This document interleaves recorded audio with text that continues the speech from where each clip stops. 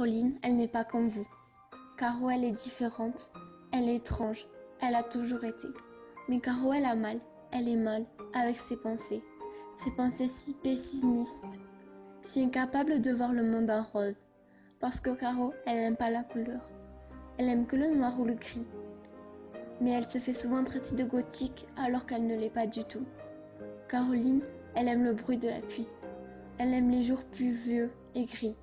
Caroline, elle n'aime pas l'été. Elle aime trop la pluie et le mauvais temps pour apprécier le soleil. Caroline, elle se rappelle des beaux jours de son enfance déjà bien loin.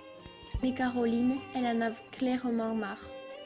Marre de tout ça, marre de ce monde qui n'est pas fait pour elle, marre de ces pensées qui l'assaillent chaque jour à l'instant, sans répit.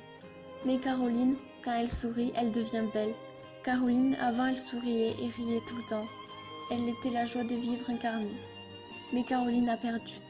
Elle a perdu tout ça, son innocence, sa joie, son rayonnement, sa capacité à aller bien. Caroline, elle est triste, triste à en crever, triste à en perdre le sommeil et le sourire.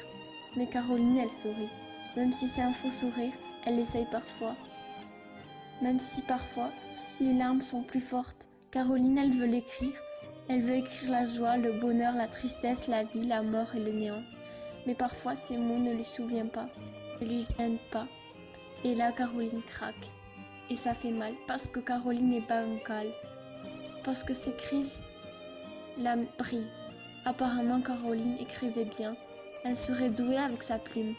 Mais elle ne le croit pas. Elle ne le pense pas. Le moins du monde. Puis Caroline est mystérieuse. On ne sait jamais à quoi elle pense. Et elle peut partir tellement loin dans ses pensées qu'elle en devient inaccessible. Si loin qu'il faut la secouer pour la ramasser. Elle a l'esprit embrumé par tant de pensées. Caro, elle se sent seule, terriblement seule.